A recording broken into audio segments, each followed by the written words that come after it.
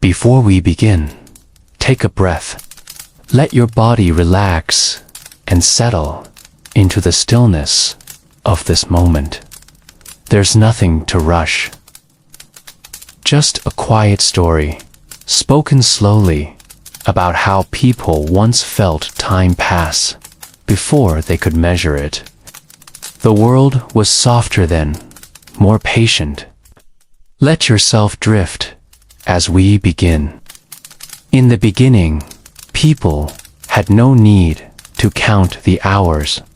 There were no minutes, no alarms, no calendars hanging on walls. Life moved gently, in rhythm with the world itself. The rising and setting of the sun, the turn of the moon, the shift of shadows, and the length of the days, these were the first guides. People noticed things. They saw that light came and went in cycles, that birds sang louder in the morning, that dew formed before the sun rose, that animals stirred, rested, and stirred again with a kind of regularity. These patterns began to take root in the way people moved. At first, time was not something named. It was something sensed. The warmth of the sun on the skin told people that morning had come. The long shadows stretching over fields signaled that the day was ending. When the light faded and the cold returned, it was time to return home, light a fire, and prepare for rest. The earliest people may have lived without thinking of hours or days in the way we do now. But they noticed repetition. They felt hunger at the same times. They saw stars reappear in the same places each night. They learned that the moon changed shape and that after a certain number of sleeps, it would return to the same roundness again. These feelings of time became habits. People rose when the birds did. They worked while the sun was high and rested when it was low. They slept and woke not by measurement, but by light and warmth, sound and silence. Eventually, these patterns became shared. Elders would tell the young when it was best to gather herbs early, when the ground was still wet from dew. Hunters learned to set out just before dawn, when the animals were easiest to track. Farmers watched the sky to know when rains would return and when to plant or harvest. The passing of time was not mechanical. It was observed. In the quiet hours of morning or the soft fall of dusk, people began to mark what came next, not with tools, but with memory. When the sun touched the top of a certain tree, it was time to gather water. When the goats returned to the yard, the day was nearly done. Over many years, these markers became more consistent. People tied their routines to them: chores, meals, prayers, gatherings. In this way, time became a guide, even if it was still not yet counted. Seasons, too, shaped the sense of time. As days grew shorter in winter and longer in summer, people adjusted their activities. They didn't speak of months, at first. But they knew the feeling of the time when snow comes, or the time when trees bud. These names were simple and spoken. The world spoke through change, and people listened. In many places, the sun was the most trusted sign. Its movement across the sky gave a sense of the day's shape. People learned to notice where shadows fell at midday, or how long it took for light to cross a stone wall. They did not yet build sundials, but they watched with care. Some communities used simple methods to mark this passage. A stick in the ground, casting a shadow, could show how far the day had moved. When the shadow reached a certain spot, it was time to begin or to end a task. These observations weren't precise, but they were enough. Firelight and darkness also told time. When a candle burned halfway down, a certain amount of time had passed. When the firewood stack was half used, it was nearing the end of the evening. These were quiet signs, subtle, dependable, and part of daily life.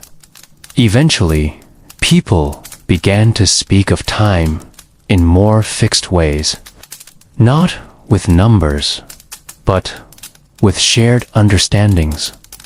When the sun is high, after the third song of the birds, before the sky turns red. These phrases guided actions, and everyone in the community knew what they meant. These early concepts of time were not stressful.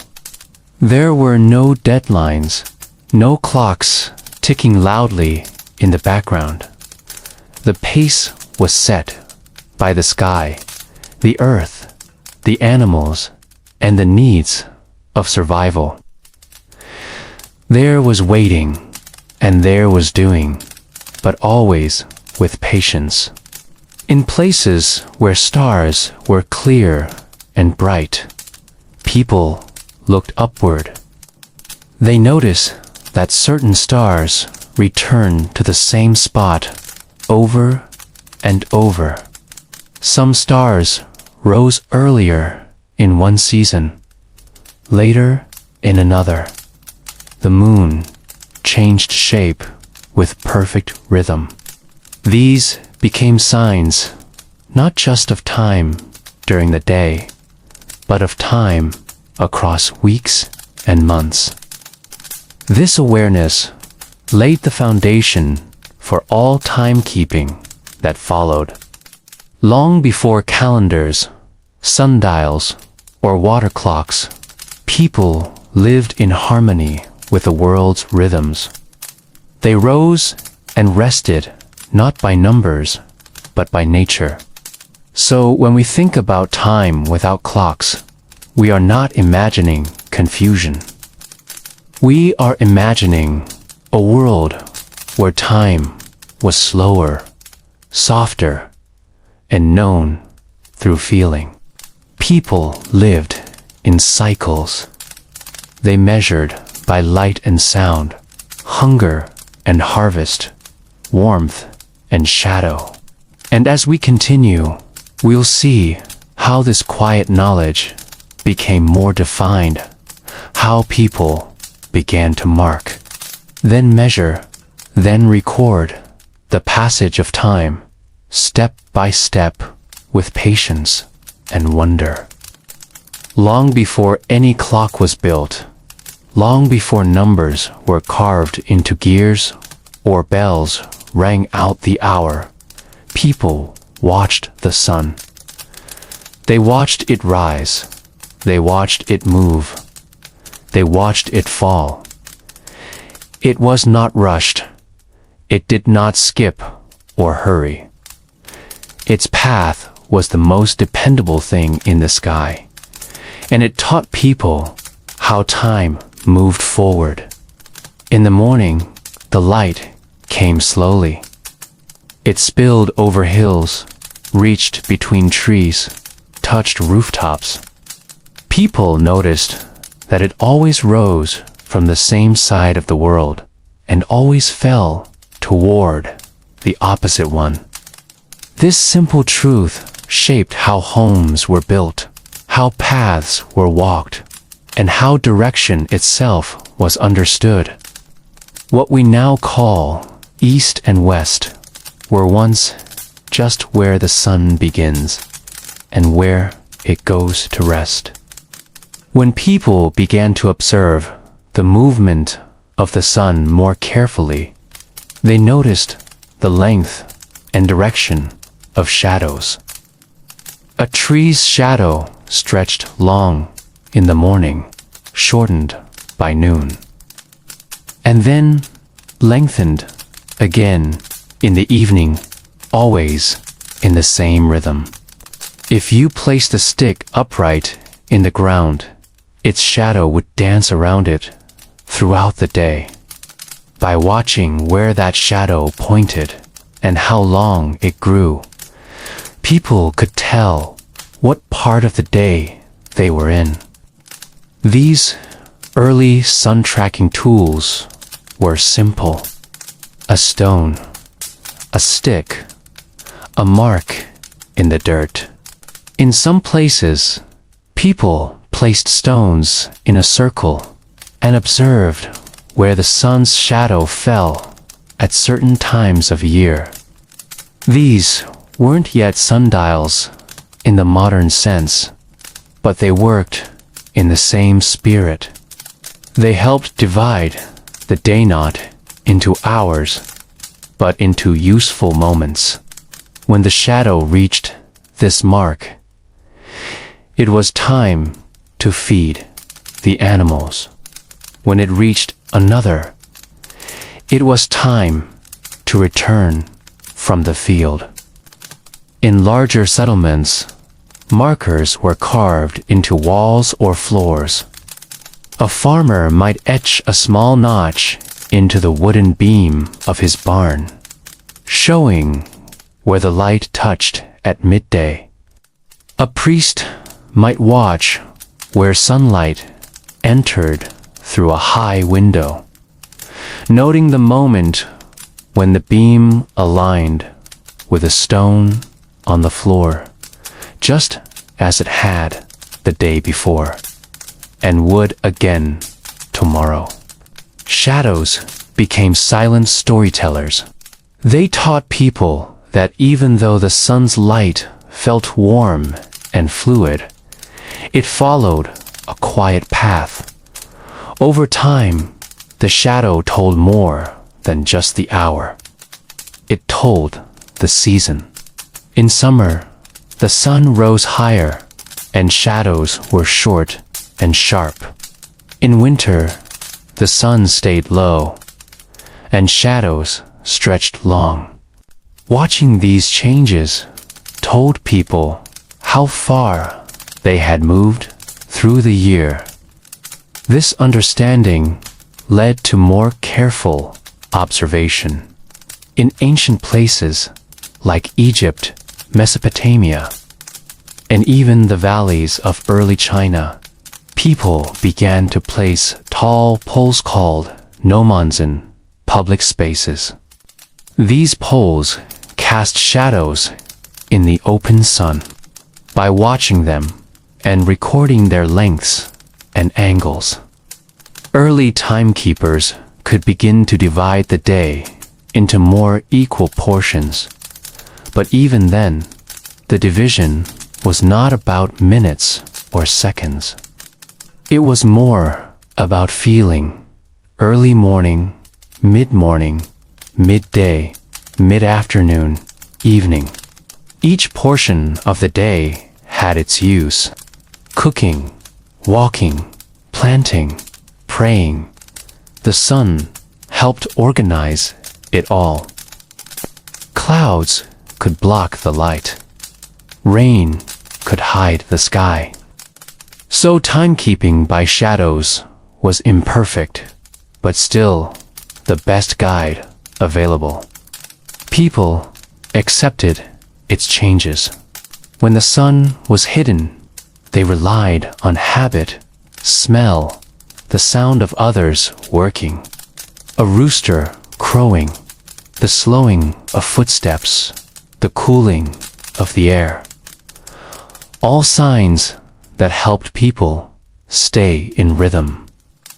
Openings were aligned so that on specific days like the solstices or equinoxes, the light would pass through and land on a sacred spot. These weren't just spiritual events. They were also markers of time, reminders that the year had turned and the next season was coming. With enough observation, some people began to keep records. They carved symbols into stone or bone. They marked the passing days with scratches or beads. In some areas, the movement of the sun and stars was charted onto clay tablets or drawn onto hides. These records helped predict when to plant, when to travel, when to gather, and when to rest. The sun, always overhead, taught humans not just how to live, but how to pace life. Its steady motion, its warmth, and its returning path gave people a sense of order in a world filled with mystery. In the quiet of each day, as the shadow moved and the light shifted, people listened to the unspoken message that time moves forward, not fast, not slow, but always and always again. They didn't need ticking hands or glowing screens. They needed only the patience to look up, the wisdom to observe, and the memory to remember what had come before. So life moved with the sun, slowly, gently, marked by long mornings, quiet middays, and golden ends. And through those cycles, people began to carry time, not just in tools, but in their hearts, in their habits, and in the ways they passed the day. Beyond the sun and its shadows, people learned to listen. Nature spoke in cycle soft ones, quiet ones suffering time, not in numbers, but in familiar patterns. The world repeated itself in small ways and through careful attention. People came to understand time by what they heard, what they saw, and what they felt again and again. In the early morning, birds began to sing, not all at once. Some chirped before the light came. Others waited for the pink edge of sunrise. These calls became one of the first signals of day. Villagers who lived in the countryside would often stir when the first birds began their chatter. The sound of wings in the trees, the echo of songs in quiet fields. These were the earliest reminders that it was time to wake, time to begin. Roosters were known for their early crowing, long before the idea of an alarm.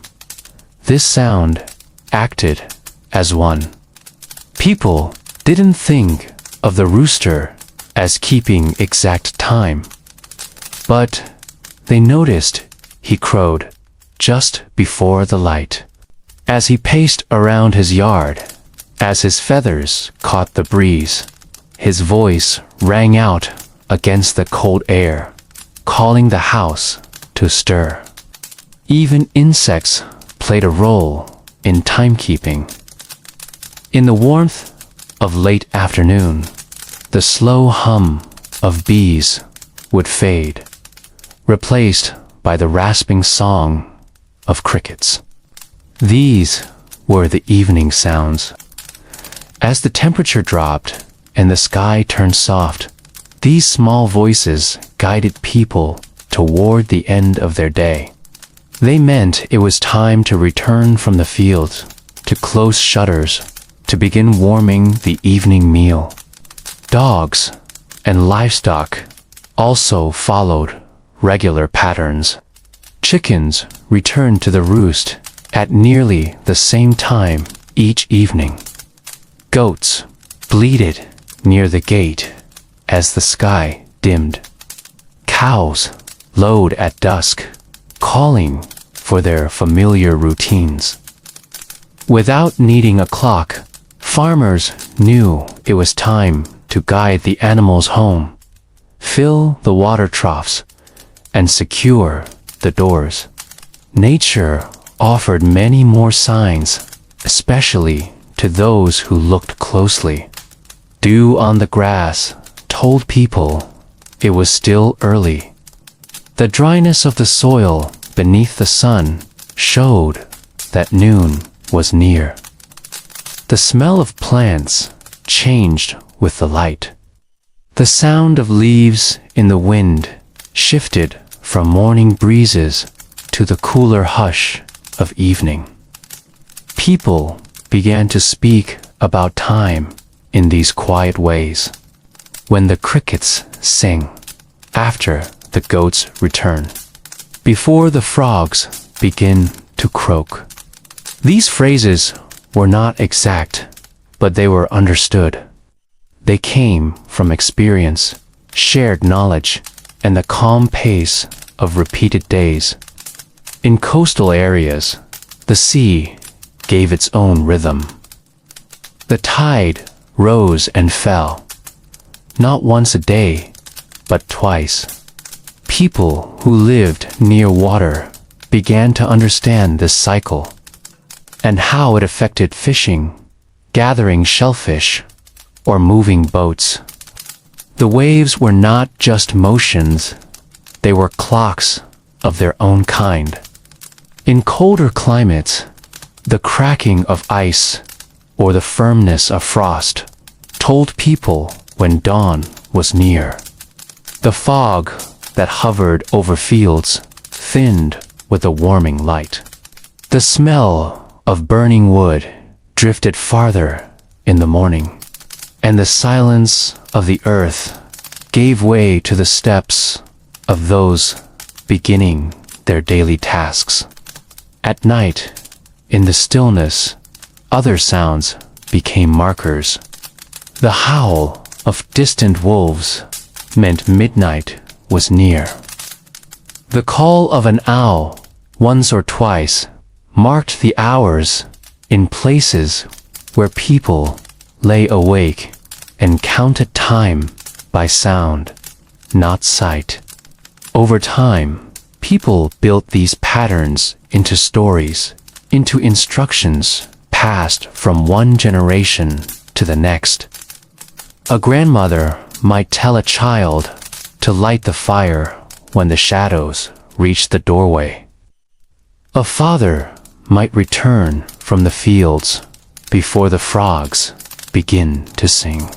These were not precise. They were gentle. And they worked. Some communities used bells or horns, not to mark measured time, but to call people at certain points in the day. A bell for the start of morning prayer, a horn for the end of work. These sounds echoed across valleys and hills, guiding not individuals, but entire villages in shared rhythm. In monasteries, monks began to formalize this system. Their prayers, called the hours, were spoken at regular intervals throughout the day and night. Without clocks, Monks relied on shadows, candles, and sometimes the very ringing of their own bells to keep the schedule. These patterns became part of religious life and later public life. But outside monasteries, for most people, time remained a matter of feeling, a matter of repeated sounds, of familiar signs.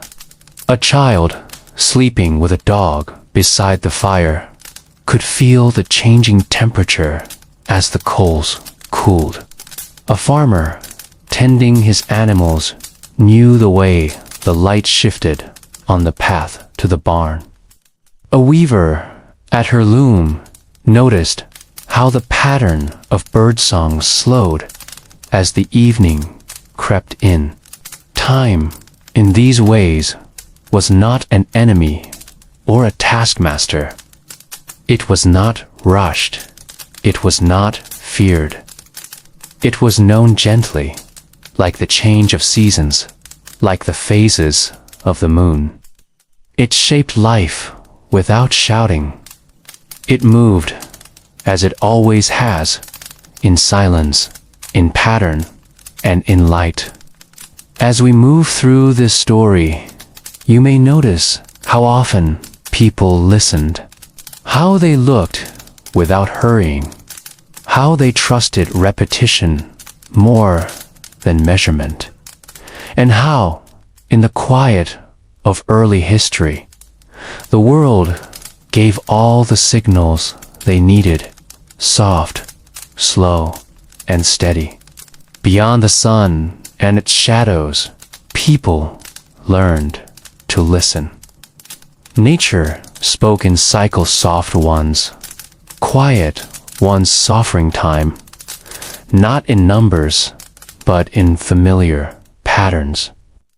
The world repeated itself in small ways and through careful attention. People came to understand time by what they heard, what they saw, and what they felt again and again. In the early morning, birds began to sing. Not all at once. Some chirped before the light came. Others waited for the pink edge of sunrise. These calls became one of the first signals of day. Villagers who lived in the countryside would often stir when the first birds began their chatter. The sound of wings in the trees, the echo of songs in quiet fields, these were the earliest reminders that it was time to wake, time to begin. Roosters were known for their early crowing. Long before the idea of an alarm, this sound acted as one. People didn't think of the rooster as keeping exact time, but they noticed he crowed just before the light. As he paced around his yard, as his feathers caught the breeze, his voice rang out against the cold air, calling the house to stir. Even insects played a role in timekeeping. In the warmth of late afternoon, the slow hum of bees would fade, replaced by the rasping song of crickets. These were the evening sounds. As the temperature dropped and the sky turned soft, these small voices guided people toward the end of their day. They meant it was time to return from the field, to close shutters, to begin warming the evening meal. Dogs and livestock also followed regular patterns. Chickens returned to the roost at nearly the same time each evening. Goats bleated near the gate as the sky dimmed. Cows lowed at dusk, calling for their familiar routines. Without needing a clock, farmers knew it was time to guide the animals home, fill the water troughs, and secure the doors. Nature offered many more signs, especially to those who looked closely. Dew on the grass told people it was still early. The dryness of the soil beneath the sun showed that noon was near. The smell of plants changed with the light. The sound of leaves in the wind shifted from morning breezes to the cooler hush of evening. People began to speak about time in these quiet ways. When the crickets sing, after the goats return, before the frogs begin to croak. These phrases were not exact, but they were understood.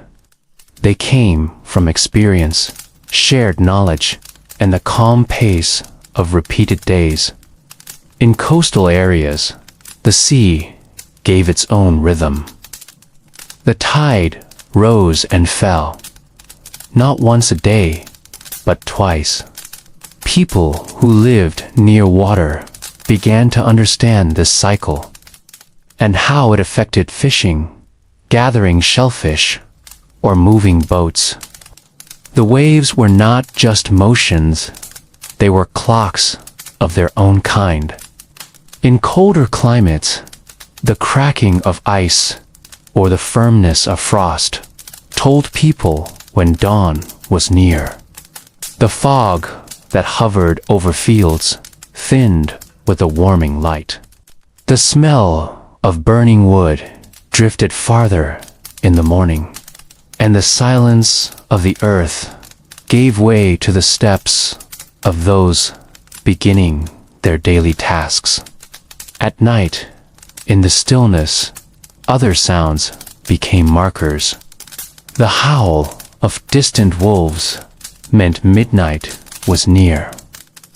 The call of an owl, once or twice, marked the hours in places where people lay awake and counted time by sound, not sight. Over time, people built these patterns into stories, into instructions passed from one generation to the next. A grandmother might tell a child to light the fire when the shadows reached the doorway.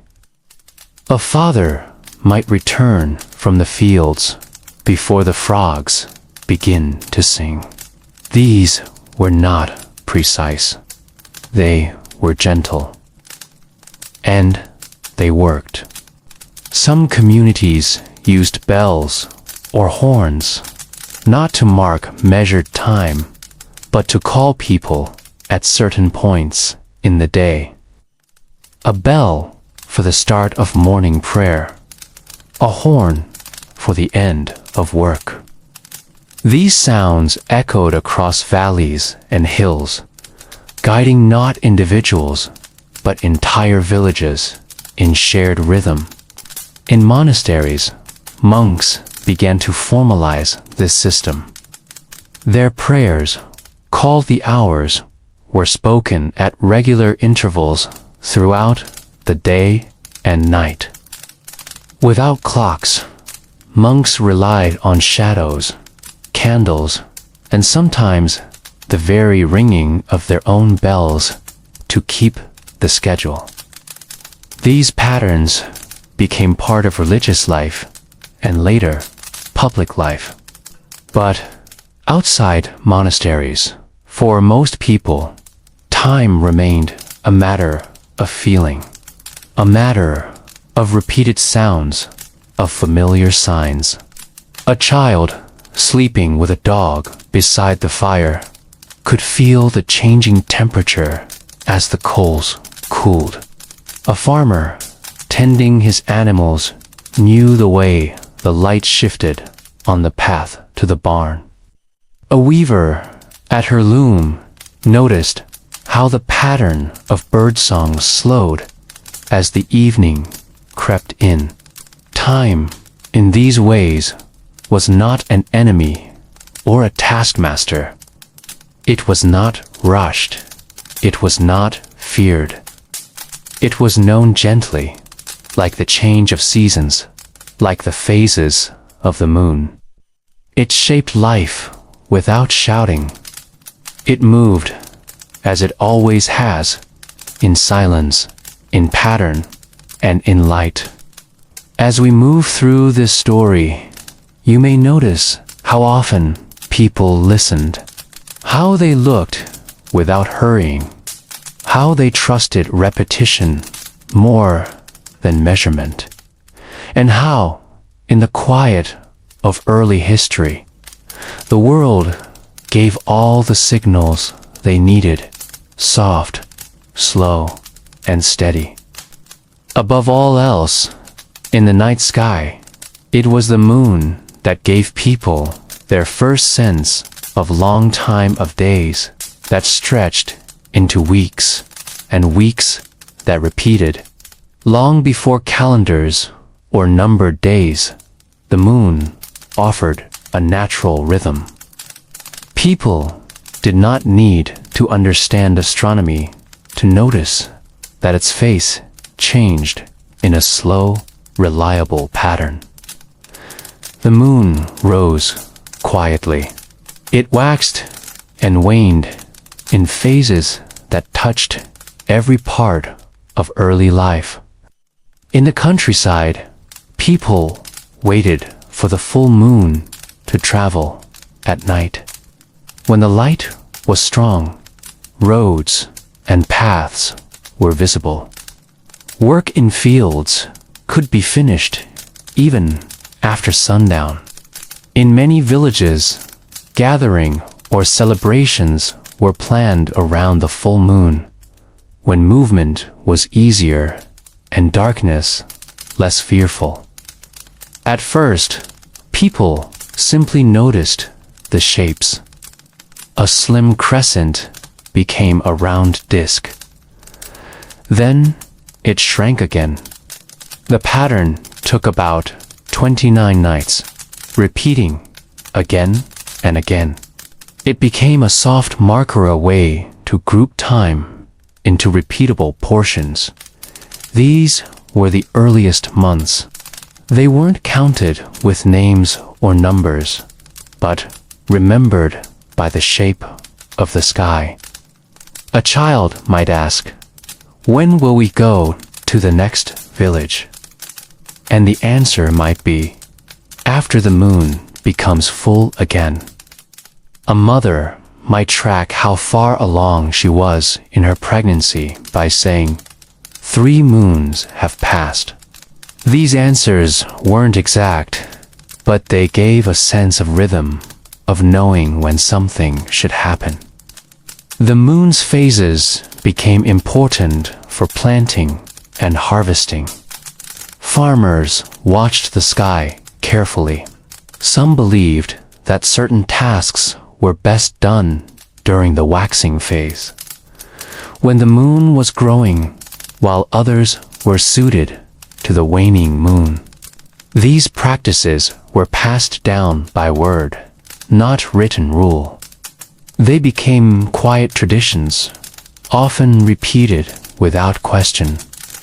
In some places, people carved the moon's phases into bone, stone, or wood. These early lunar calendars showed how carefully people observed the night sky. On a flat piece of antler or a smooth river rock, tiny marks or lines recorded each night's change. These were not decorations. They were memory tools, ways to remember how long had passed since a new moon, or how soon the full moon would return. Religious festivals often followed the moon as well. In ancient cultures, ceremonies were planned to match its fullness or darkness. The new moon was a time of silence and beginning. The full moon, bright and powerful, was a time for gathering, for ritual, for marking change. In forests and mountains, the moon's glow was used for walking, hunting, or watching over animals. People became familiar with its placement in the sky where it would rise, how high it would travel, how bright it would be in each season. This knowledge wasn't written down, it was lived, passed on by pointing, by watching, by remembering what the sky looked like last year and the year before. Some used the moon to count years, not exact ones like we do now, but sets of 12 full moons gave a soft shape to what we now call a year. It wasn't always aligned with the sun's seasons, but it gave people a long-range sense of change. When 12 moons had passed, a child had grown. Crops had come and gone. Winter had returned and left again. In colder months, when the nights were long, people spoke more often of the moon. Its presence brought comfort. A thin glow through a crack in the shutters, a pale reflection in a frozen stream. It gave a sense of movement even when the world felt still and cold. Sometimes people gave names to the moons. These names were different from one place to another. In some regions, the first moon after the frost might be called the hunger moon. Another might be the planting moon, or the moon of straw. These names were based on what people did during that time, not on numbers or astronomy, but on life. In many cultures, stories were told about the moon. It was not just a rock in the sky. It was a companion, a clock, a mystery. People spoke of animals that chased it or gods that watched through it. These tales were not scientific, but they were honest reflections of the moon's importance. It was always there, watching, always changing, but always returning. Time moved quietly under moonlight. Travelers followed its arc. Shepherds measured nights by its glow.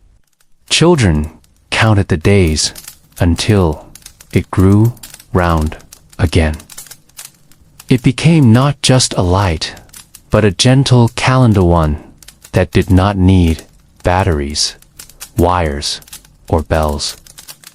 So even without tools, without watches or numbers, people had a way to track the longer rhythm of time.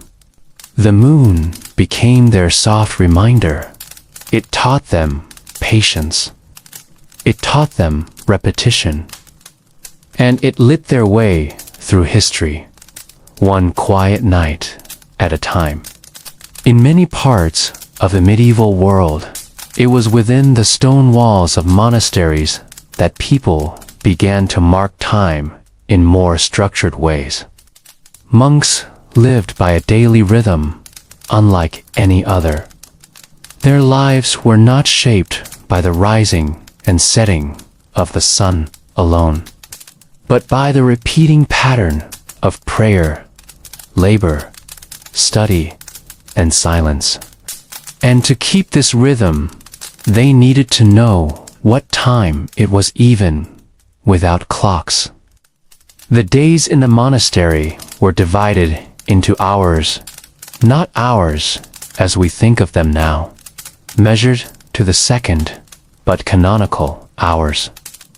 Spiritual divisions of the day and night. Each one came with a specific purpose. marked by prayer or chant. These hours had names like matins, lauds, prime, terce, sext, none, vespers, and compline. The first prayers began deep in the night, long before the sun appeared. The last ones came after dusk, when all light had faded. In between, monks moved quietly from task to task, always in rhythm, always mindful of the passing time. But they didn't wear watches or follow a mechanical device. They relied on observation, memory, and simple tools. In some monasteries, a single monk was appointed as the timekeeper.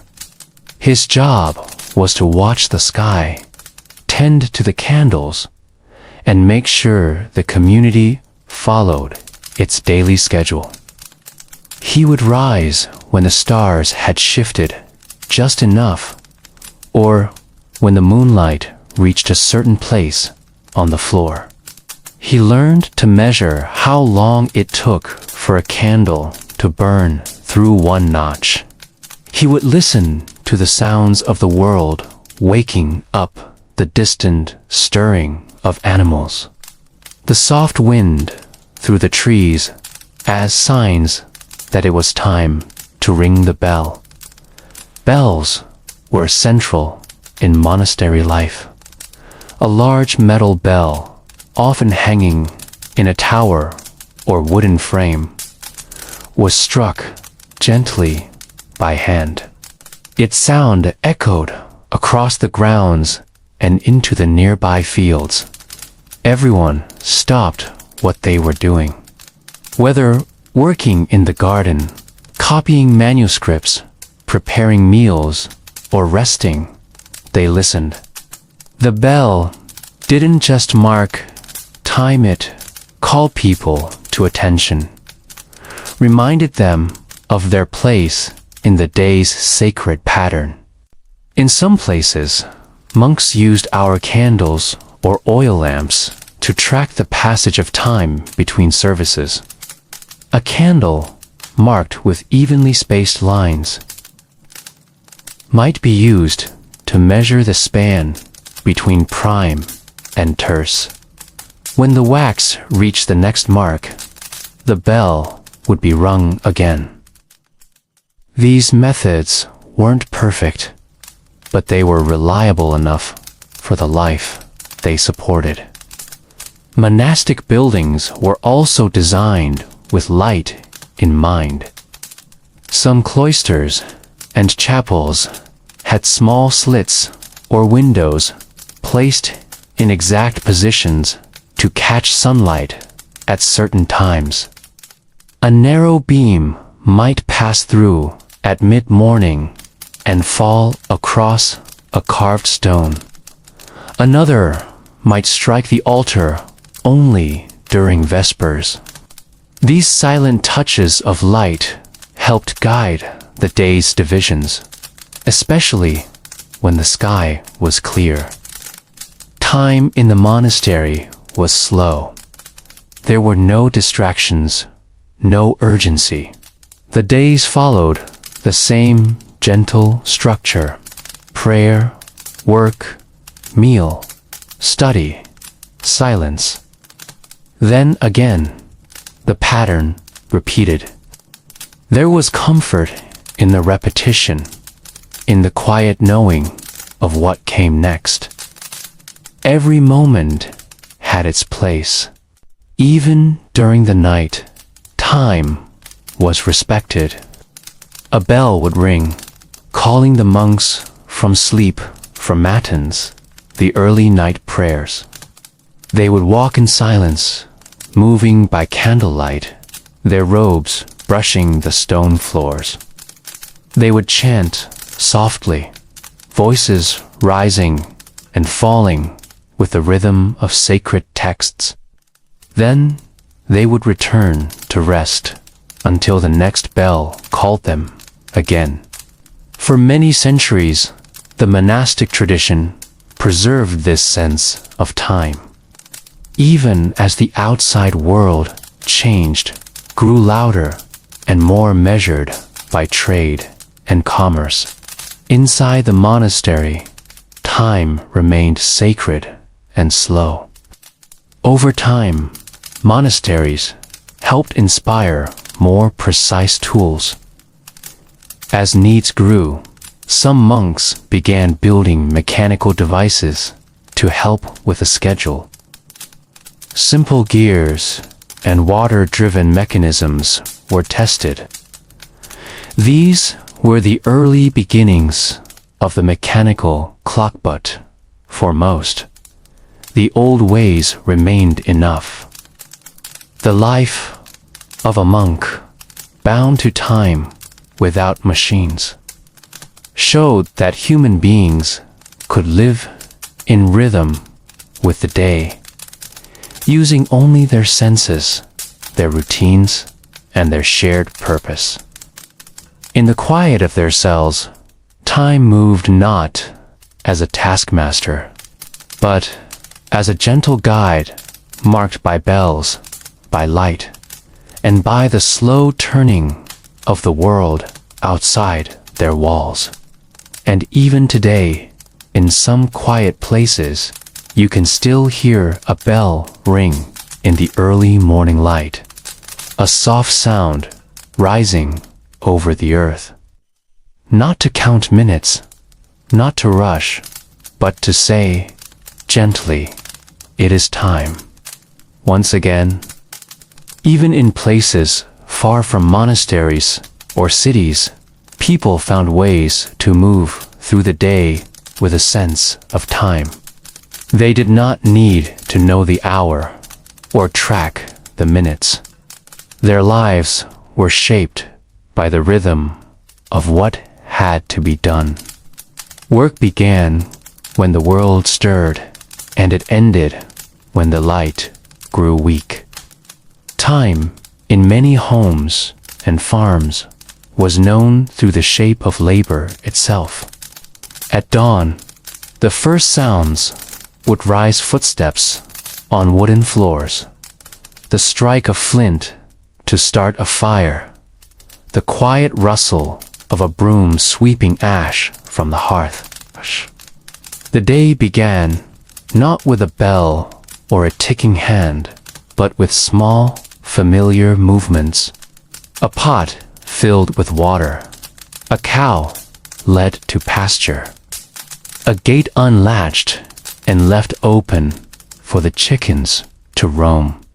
These were not measured tasks, but repeated ones, happening at the same part of the morning, every day. People began to understand time through the order of tasks. First came milking, then came baking, then the feeding of animals, then perhaps a pause to sit, to eat a piece of bread, to sip something warm. The work flowed, each step following the one before it, and without ever saying so, people knew what time it was, simply by what part of the routine they had reached. Midday brought a subtle shift. The sun was higher, the shadows shorter. The body, too, gave signs it was time to rest, even briefly. In fields, tools would be lowered, a cloth spread on the ground, food unwrapped and shared. There was no alarm to sound this break, no bell. Just the sense that the morning's energy had passed, and a quieter part of the day had begun.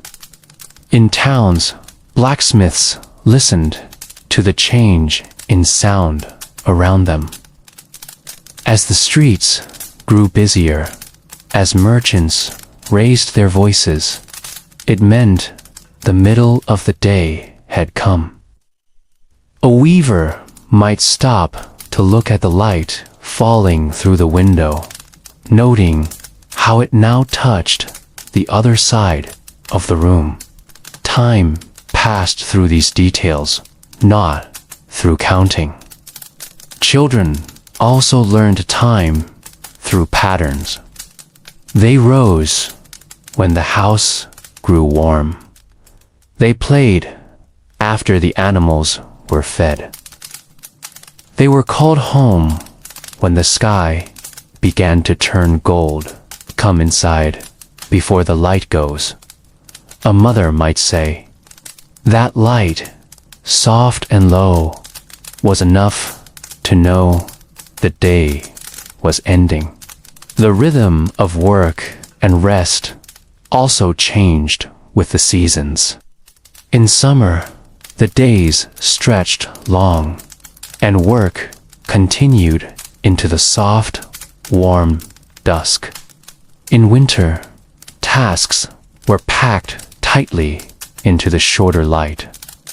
People moved quickly, speaking less, focused on finishing before the darkness returned. These changes were not considered inconvenient. They were expected. The world shifted, and people shifted with it. In many homes, especially in rural areas, tasks served as the only clock. A baker would know that by the time one batch of bread was cool, it was time to light the oven again. A washerwoman might count how many pieces of clothing she had rinsed to estimate the time spent by the river. A shepherd watched the position of the sun behind a familiar tree or hill to know when to begin the return home. The body, too, became a timekeeper. Hunger came at the same hour each day. Fatigue settled in after a certain number of tasks. Eyes grew tired when the light turned blue and dim. These physical rhythms were trusted even more than any tool. In the evenings, people slowed down. Tools were cleaned and stored. The fire was fed again. A meal was shared, often simple, made from what was grown or traded. Then the house grew quiet. Lamps were lit, candles burned low, and the soft conversation gave way to silence. This part of the day was for reflection, for mending, for telling stories. The rhythm of work had ended, and now the rhythm of stillness began. And just as the work of the day had marked time, so too did the preparation for sleep. A child folding their blanket, an elder stirring the coals, a dog curling at the door. All of these small, wordless acts were a kind of clock, the kind passed from hand to hand, from generation to generation. This rhythm did not need to be perfect. It did not measure the exact moment something began or ended, but it was steady. And that steadiness gave people a sense of peace. They were not racing against time. They were walking with it. Even now, in the quiet spaces of the world, you can still find this rhythm. In a field worked by hand, in a kitchen where bread is made from scratch, in the daily walk of a farmer checking fences at the edge of light. These moments remind us that time is not always something counted. Sometimes it is something lived step by step, task by task, breath by breath. While the sun marked the hours and the moon shaped the months, the seasons told time in the broadest way. They moved slowly, sometimes almost unnoticed, but over the course of a year, they shifted the entire shape of life.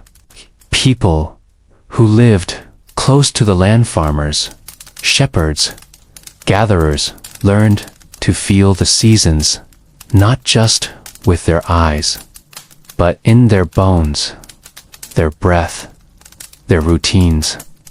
Spring began quietly, not with a date, but with signs. The snow melted in soft trickles. Small green shoots poked through dark soil. The sound of birds returned. Days grew longer, but it was the warmth in the air, the dampness in the earth, and the smell of new grass that told people spring had arrived. This was the beginning of the year, not because of a calendar, but because the land itself was waking up. In the villages, tools that had rested all winter were lifted again. Soil was tilled by hand or plow. Seeds were pressed gently into rows. Sheep gave birth to lambs. Hens laid more eggs. These moments weren't written down. They were simply done again and again, as they had been every year before. By late spring and early summer, time passed through the height of the grass, the ripening of berries, the buzzing of insects. People counted weeks by how quickly plants grew. They remembered the last frost and watched the sky for storms. Some used planting sticks marked with notches to time when certain crops should go into the ground. Others followed traditional sayings.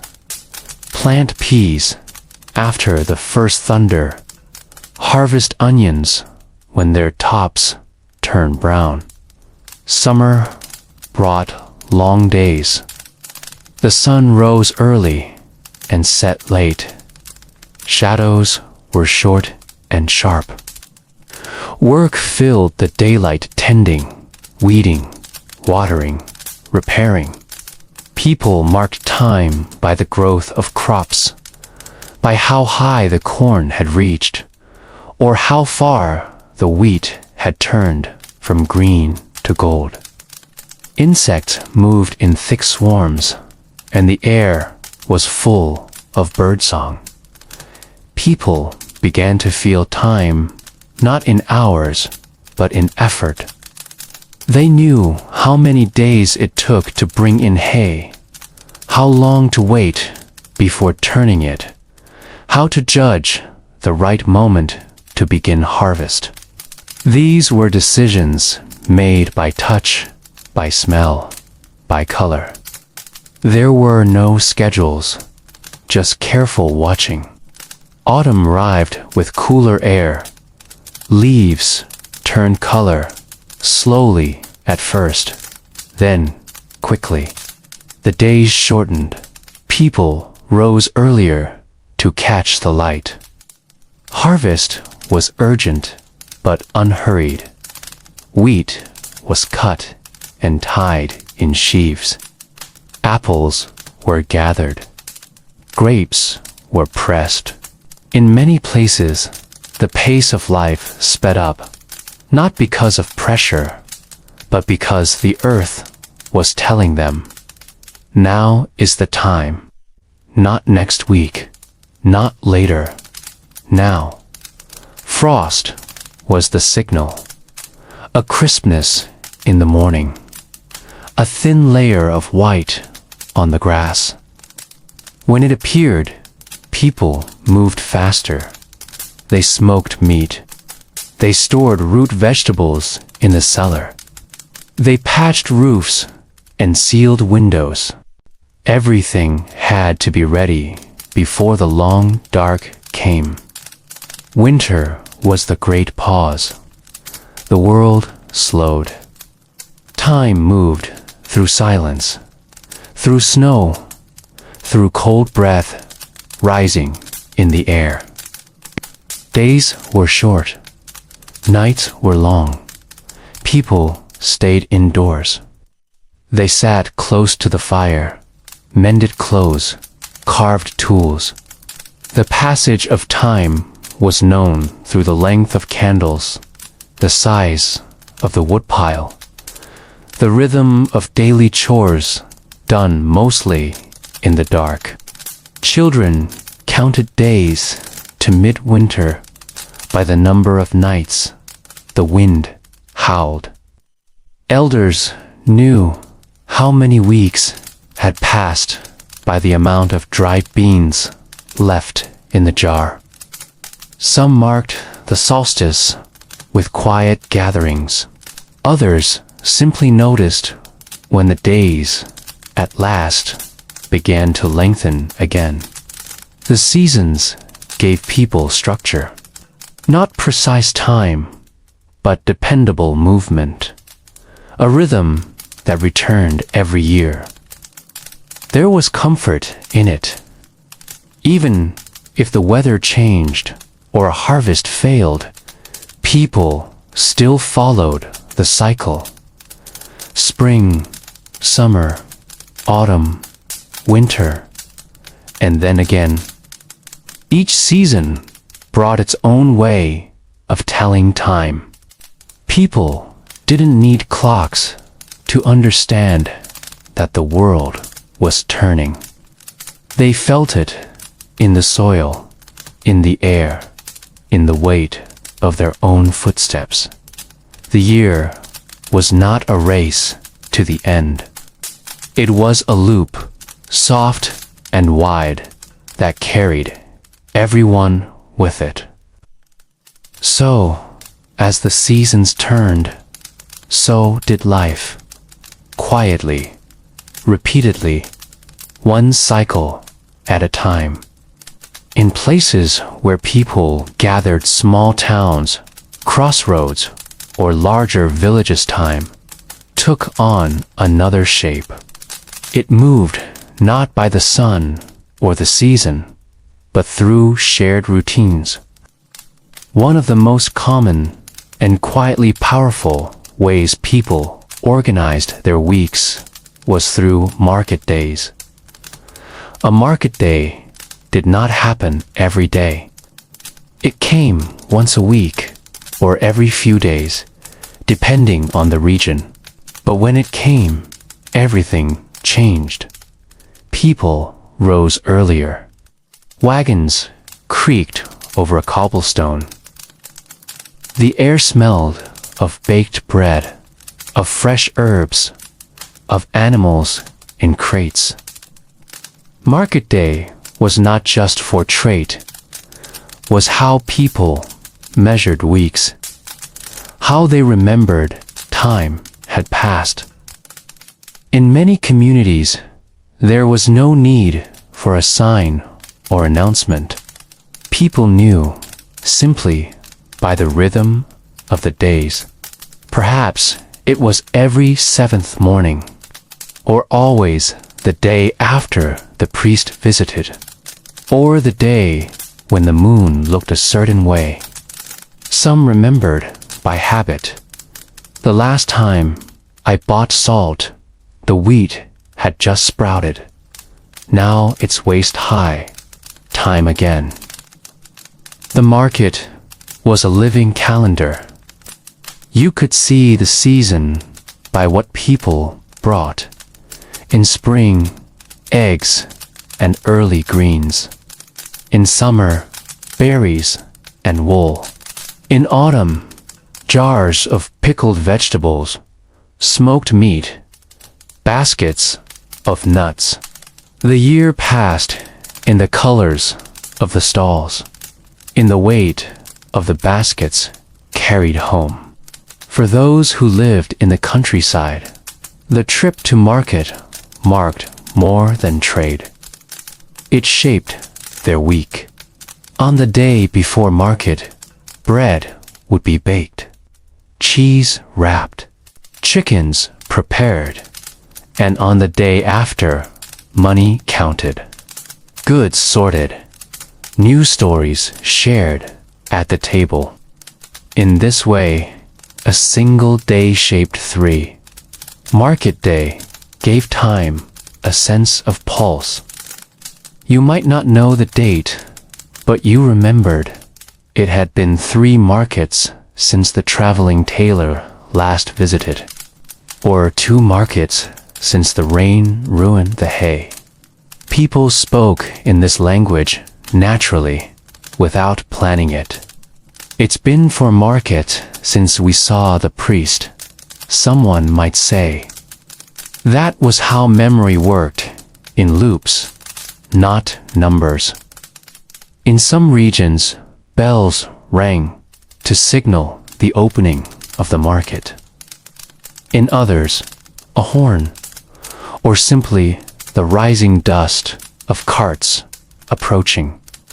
Children recognized the sound of coins clinking, the shuffle of boots, the music of traveling players setting up in the square.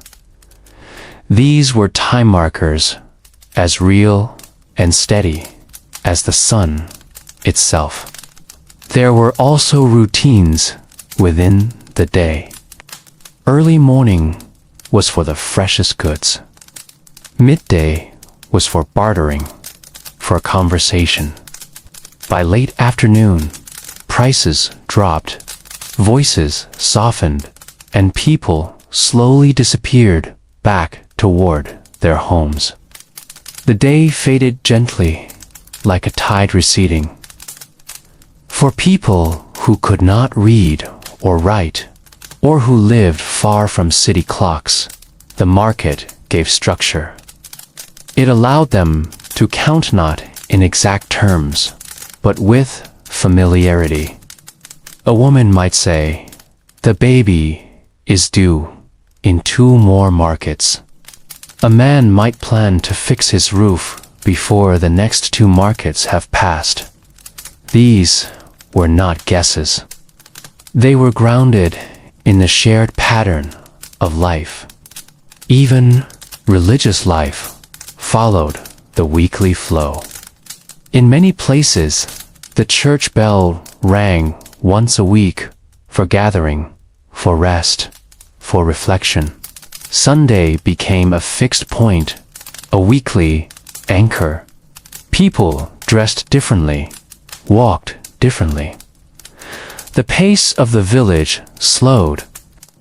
Together, these weekly events shaped a rhythm that people trusted.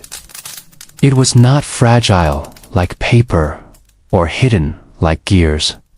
It was lived, heard, smelled, touched, a remembered pattern that guided work and rest alike.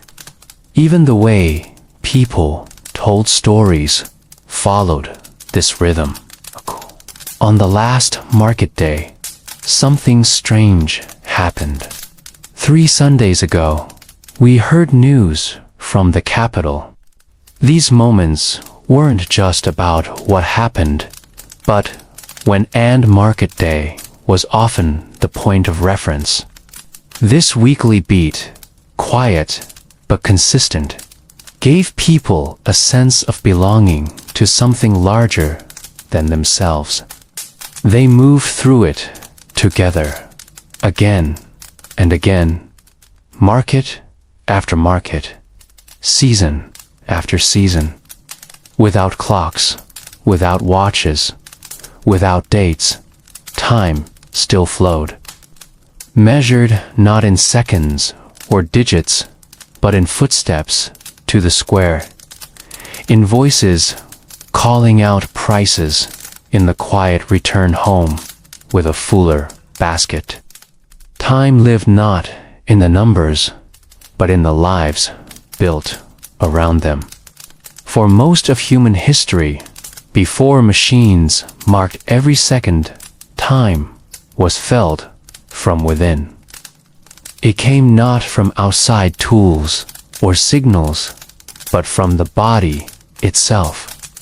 People noticed their own rhythms. They listened their breath, to their hunger, to their tiredness. These quiet, internal signs helped shape each day, even without a clock in sight.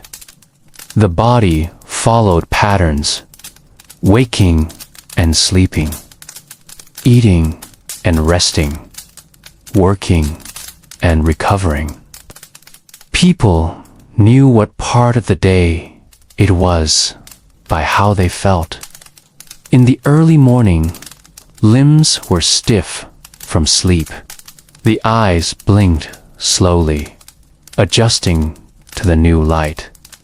The stomach grumbled gently. These signs were not dramatic. They were simply understood. Morning had come. As the day moved forward, the body responded to effort. Muscles warmed. Hands became steadier. People often found their best strength in the middle of the morning, when the coolness had faded, but before the hunger returned. This was the time for hard work, carrying, lifting, digging, mending. Time was known through how much could be done before the energy changed. Hunger was a natural marker. When the body asked to be fed, people took pause. There were no strict meal hours, but most communities shared similar patterns. A small breakfast after rising, a larger meal at midday, something light at dusk. These meals gave shape to the day, and the body kept that rhythm even when the sun was hidden or the weather turned strange. Rest came next. After eating, the body moved more slowly. A short nap, a moment to sit in silence, became part of many people's daily flow. They didn't watch a clock to find this moment. They felt it. Eyes grew heavy. The world became quiet. A bench in the shade or a folded coat on the floor became enough. Later, the body would rise again. Afternoon brought steadier, quieter effort tasks that didn't require force, but focus. Cleaning, sorting, speaking, stitching. People paid attention to their hands, to their posture, to their mood. When the work became clumsy, when fingers slipped or the breath shortened, it meant the day was nearing its close. The approach of evening could be sensed in the bones. The warmth of the day slipped away. Feet grew tired. Backs ached. Even the tone of people's voices changed, lower, softer, less rushed. These feelings were familiar. They repeated day after day, generation after generation. The body kept its own gentle record of time, and people listened. Sleep, too, was shaped by rhythm. Darkness fell, and eyes closed more easily. There were no bright screens, no glowing numbers to delay sleep. The world grew still, and so did the people. Dreams came not on command, but as part of the body's own slow turning. And when the birds called again, the breath changed once more, and morning began again. Some noticed more than others. Healers, for example, learned to observe the rhythm of breath, the way a person's pulse changed with effort or fear. They knew that time passed in the way a fever rose and fell, or how long it took for a wound to close. These were not exact, but they were consistent. A mother knew how many days it took a cough to ease. An elder could feel how many nights remained before a birth. Time was measured not with numbers, but with patience. People also understood the cycles within women's bodies. The moon's rhythm often matched their own, and many cultures observed time through these monthly changes. A woman might remember a significant moment as 2 cycles ago. These natural patterns guided not only personal memory, but community knowledge: when to plant, when to wait, when to prepare for rest or celebration. The breath itself was a marker. In meditation or prayer, some measured time by the number of breaths taken. Sit, breathe in, breathe out. Do this 40 times. That was enough. Others walked in rhythm, 4 steps to a breath, a pause, then for more. Time passed not on the wall, but inside the chest. There were no alarms to hurry people, no calendars to demand attention. But still, life moved forward, marked gently by the signals of the body, by the deepening of the voice, the squinting of the eye, the pace of the heartbeat after work. Even today, in quiet places, these rhythms still exist. A farmer wakes before dawn because the body knows to rise.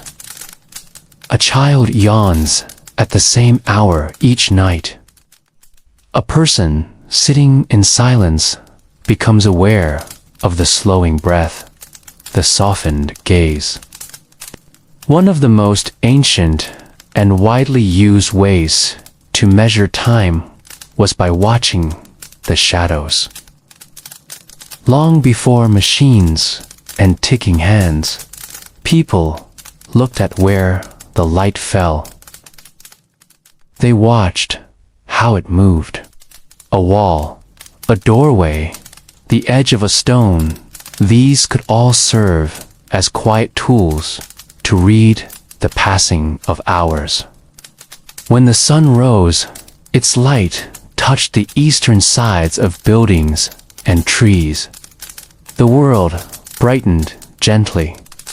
Shadows stretched long across the ground, soft and gray-blue in the cool air. People could tell the hour just by how long those shadows were and where they pointed. As the sun climbed, the shadows shortened. The angle of light changed. A traveler would look at his own shadow and say, "It is mid-morning." A baker, glancing at the beam of light moving across his kitchen floor, would know when to check the dough. They did not need to think in numbers, just in patterns. The way the sun moved across a known space told them all they needed to know. At midday, when the sun was highest, The shadows disappeared or shrank directly beneath objects. In open fields, this was a clear sign that the day had reached its peak. Workers in vineyards or on rooftops would pause for rest, knowing the sun had reached its highest point. Even animals seemed to recognize this hour, moving more slowly, seeking shade. People learned to place simple markers to track this light. A pole stuck into the ground, what we now call a gnomon wood, cast a shadow that moved in a predictable circle as the day passed. The shape of that shadow, its length and direction, gave a quiet, visual sense of time. These simple sundials existed in many parts of the world, sometimes carved into stone, sometimes scratched into the earth. A farmer might mark the spot where the shadow touched at breakfast, at lunch, at the end of the day. These marks became a kind of schedule, not exact, but enough to know when to begin the next task. Over time, people learned to build more refined versions, using flat stones or plates with lines etched into the surface, each one tied to a certain hour of light. But even without tools, buildings themselves could tell time. A window that caught the early sun became known as a morning place. A bench that was shaded until noon, then warmed by late light, told people it was afternoon when the sun reached it. In mountain villages, people noticed when the light touched a certain peak or left a particular rooftop. These natural clocks were never wrong. They shifted only with the season. In colder months, the light changed. The sun hung lower in the sky. Shadows grew longer, even at noon. People adjusted to this difference, just as they adjusted to the shorter days. They knew that by the time the shadow reached the edge of the fence, it was time to bring the animals in. Or that when the light no longer reached the floor of the barn, it was nearly evening. This watching of light wasn't rushed. It became part of daily life. Children learned it by playing in doorways, noticing when their shadows stretched tall or shrank small. Elders sat near windows, warming their hands in morning light and noticing when the beam moved away. These were soft, silent markers that kept the rhythm of the day. In some places, towers or tall columns were built to serve as public shadow markers. The shape of the shadow was visible to all, moving slowly across the ground. People would glance at it on their way to market, on their walk to prayer, on their return home. The shadow told them where they were in the day. Time moved visibly. You did not need to listen for it or read it. You could see it changing quietly on the walls and paths around you. Light also played a role indoors. People noticed when the sun entered a room, how far it traveled across the floor, how long it took to leave. Some used this to pace tasks. A weaver might say, "I will finish this when the light reaches the stool." A cook might watch the sun climb the wall and know it was nearly time to serve the meal. This gentle awareness of sun and shadow made time feel part of the world, not something separate. It was not an enemy to beat or a pressure to chase. It was simply there, moving over stones, touching leaves, crossing faces. Always there, always moving, never rushing. In this way, even without clocks, people always knew what time it was. Not in numbers, but in light, in shape, in the world around them, always changing, always turning. In the heart of many old towns and villages, time moved through sound. Before anyone owned a clock or saw one with their eyes, they heard time first. It echoed through the rooftops and down narrow streets. It rang from bell towers and traveled across fields. Even if no one could see the hands of time, they could hear it gently, predictably, each day. Church bells were often the first and last sounds of the day. A single bell, high in a stone tower, rang out across rooftops just after dawn. It did not ring to tell the hour, but to wake the town.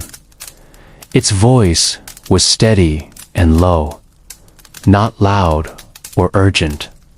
It marked the beginning of the day's rhythm. People stirred in their beds. Fireplaces were lit. Animals shuffled in their stalls. A slow start, guided by sound. These bells were not rung by machines. They were pulled by hand, often by a person who had watched the sky and waited. In some places, monks or caretakers watched the sun's position to choose the right moment. In others, it was done by memory, how long it had been since the last bell, and when it should chime again. Throughout the day, more bells would ring, for prayer, for midday rest, for the evening meal. Sometimes they rang once, sometimes in slow sets of 3 or 4. Each village had its own pattern. People didn't need to count them. A woman at the market might hear the noonday bell and know it was time to return home. A boy gathering firewood would hear the evening bell and start down the hill before dark. Other sounds also told time. The town square grew louder as the morning warmed. The hammering of a blacksmith's forge began at the same time each day, its metallic rhythm echoing down the street. The baker's shutters opened early, and the smell of bread spread through the lanes. These small details told people where they were in the day. In coastal towns, time came with the tide and the call of gulls. In farming villages, the sounds of tools and animal calls shaped the day's flow. The bleating of sheep returning meant dusk was close. The distant creak of a cart meant someone was already headed to market. These were not alarms. They were gentle, expected notes in the day's familiar song. People who lived near the center of town heard more of these time signals. But even in homes far outside the village, sound traveled. A bell might reach across a field if the wind was right. Dogs barked in response. Birds scattered. A person paused their task and looked up, feeling the day shift once again. Inside the home, sound played its part too. The bubbling of stew over the hearth, the pop and crackle of a log settling, the hum of a spinning wheel turning in time with thought. A child's footsteps racing across wooden floors, followed by quiet once again.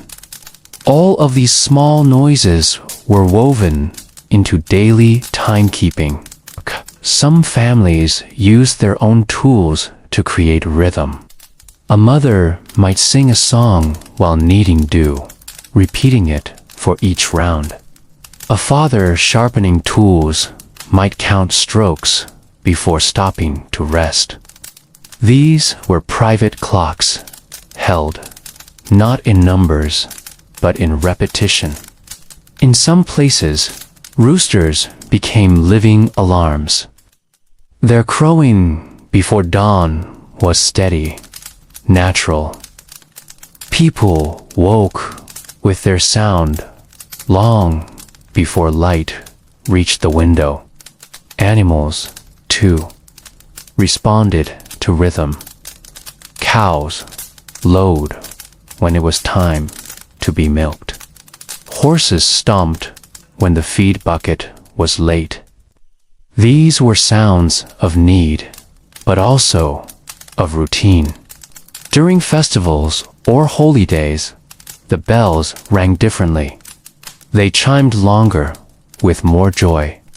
People could tell, even from a distance, that something was happening. That day felt different because the sound was different.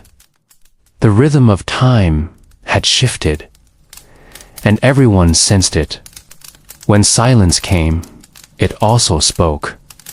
On days of mourning or great cold, when the forge stayed silent or the bell did not ring, people noticed. They waited, listened, and wondered. Time, in that silence, felt heavier, slower, but even then, it moved. Quietly, in this way, people lived not by schedules, but by a kind of music. Soft, repeating sounds that shaped the passing of hours. Bells, footsteps, tools, wind. Together, they told the story of the day, over and over again. And even without a single tick or dial, everyone knew where they were in that song. Near the beginning, in the busy middle, or close to the end, where the notes faded and the night began. Before clocks were carried in pockets or worn on wrists, people knew time by the road beneath their feet. Time passed, not in numbers, but in distance. The length of a journey, the rhythm of walking, and the slow passing of familiar landmarks, all of these formed a quiet and steady way to tell time. In the countryside, people often spoke of time in terms of travel. A place was not 10 kilometers away, but half a day's walk, or a morning's ride. The idea of time was always tied to the body and the land. A young boy might ask, "How far to the next village?" And the answer would come, "ULV, be there by sundown if you leave now." Or, "It's a 2-meal journey." The way people moved shaped how they measured the day. A traveler leaving at dawn would watch the sky turn from pale blue to gold. He might pass a familiar hill just as the sun reached its peak. That moment became a marker. I always pass this hill at midday. There was no need to check the hour. His footsteps and the sun told him what he needed to know. Paths and roads became familiar tools of time.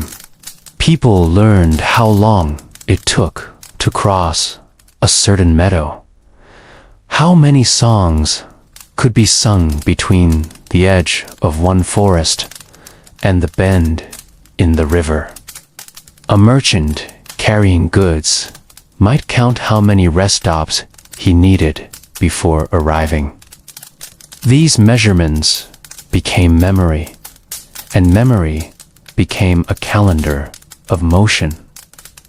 Horses brought a different sense of speed, but even riders knew time through rhythm. A horse might carry someone to market in 1 hour, to the next town in 3, or to a distant village in a day and a night. These were not exact figures. They were shaped by weather, by the load being carried, by how often the rider stopped. Still, people spoke confidently. It's a good day's ride from here. Wagons, slower and heavier, told time in their own way. The sound of wheels over gravel or packed dirt became familiar. A driver knew by feel how long it took to reach the bridge or the field where they always paused to water the oxen. Time was in the journey, and the journey was full of quiet repetition. In mountainous regions, time moved differently. Climbing a slope took more effort, and people measured the climb not in meters, but in breaths and rests. A steep stretch might be described as a tourist hill. Travelers remembered spots where the view opened or the wind changed. These became landmarks of time, as real as any sundial. Seafarers had their own way. Before hourglasses and nautical clocks, they watched the sun and the stars. They counted strokes of the oar or changes in the waves. A familiar current might mean they were close to shore. A certain bird's call might signal the approach of land. Days at sea were marked by routine mending sails, eating dried fish, checking the sky, and each routine repeated in the same rhythm. People walking together often used stories to measure time. Let's walk until the story ends, someone might say, or by the time I finish this tale, we'll be near the crossroads. Time passed in words, in memory, in shared steps. There was no rush, only the sound of feet on soil and the slow turning of the world. Resting places became natural markers, too.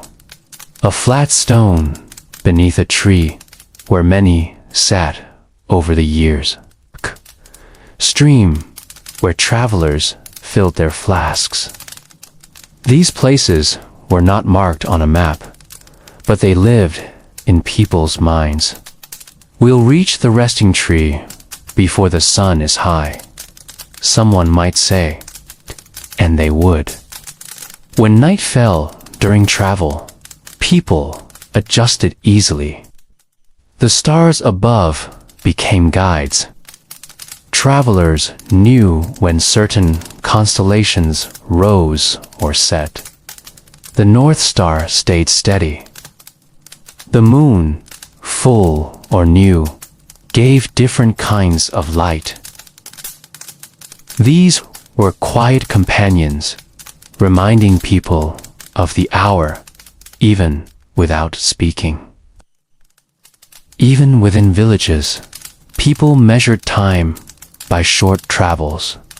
Go and fetch the wood before the sun leaves the fence. Run to your aunt's house and be back before the chickens settle. These instructions were gentle clocks. They gave freedom, but also expectation. Children learned them without knowing they were learning time. Journeys also shaped memory. A wedding remembered by how long it took to reach the chapel. A birth recalled by the trek through deep snow. A death marked by the slow, silent walk to the graveyard at dusk. These moments were stitched into the rhythm of movement, and time was stitched with them. In this way, every road became a timekeeper. Every step was part of a larger pattern. People moved through the day, not to escape time, but to walk with it softly, slowly, one familiar step at a time. Before clocks entered the home, time moved through the hands. It was felt in the daily repetition of simple, necessary tasks. Chores and crafts became the quiet rhythms that shaped each hour. People did not need to count time, they lived inside it. It passed through the motions of their work. In the early morning, a woman might begin the day by drawing water from the well.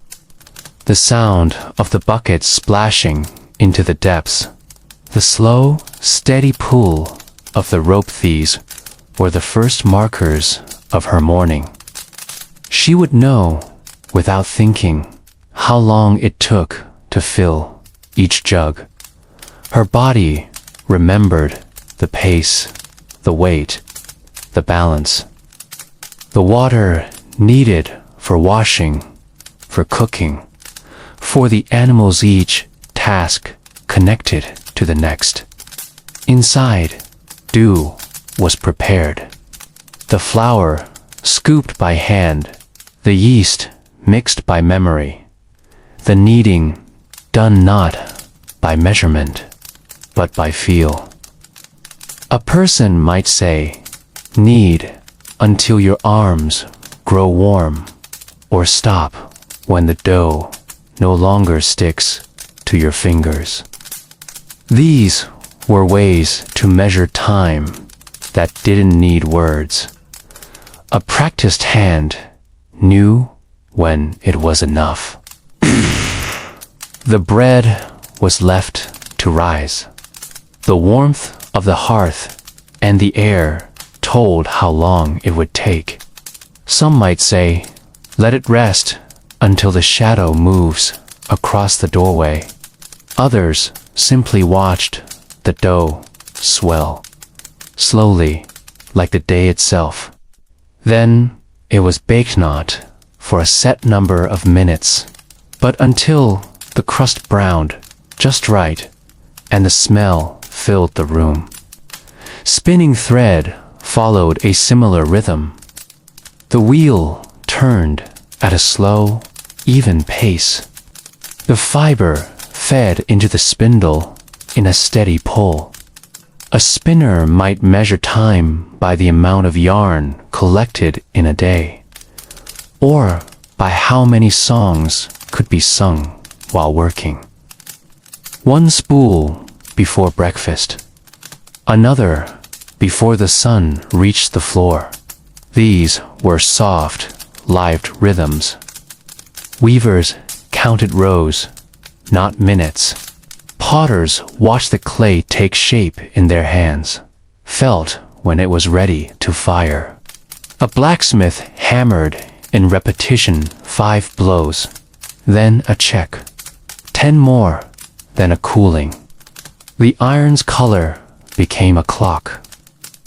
When it turned from orange to gray, it was time to stop. These tasks held their own time, taught by generations, not numbers. Children, too, learned time in this way. A girl brushing a pony might be told, "Brush until its coat shines like the river."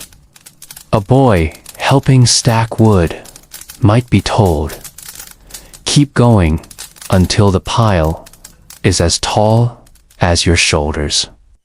These were playful instructions, but they worked. Time passed through the doing. In the garden, planting followed the rhythm of the hands and sun. A row of beans might take an hour or 2, depending on the soil. A gardener would say, "Plant until the shade reaches the far post." Digging, sowing, watering, each step flowed into the next. Time lived in the shape of the furrows, in the depth of the holes, in the bend of the back. Washing clothes at the stream took longer than modern minds might expect. It was a ritual of soaking, scrubbing, rinsing, wringing. The sounds of splashing and cloth snapping against rock created their own quiet music.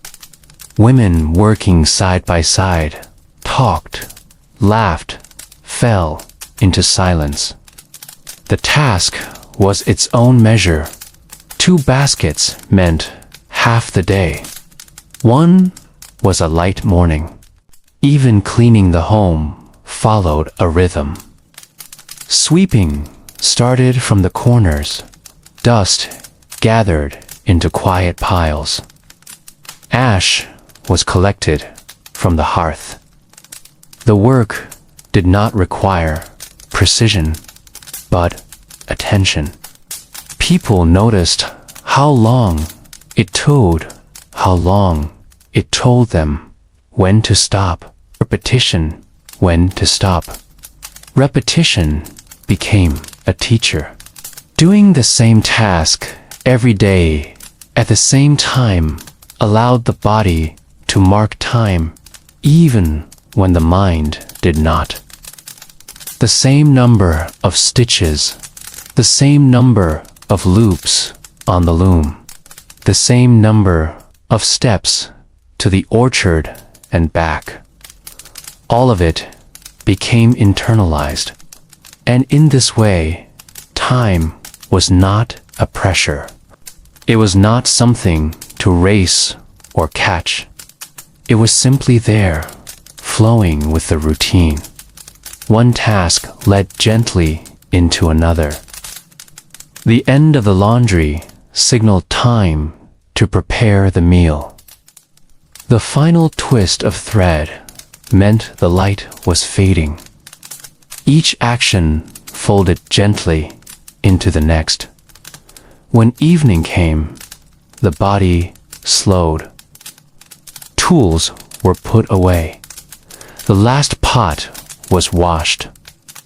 The broom was set beside the door.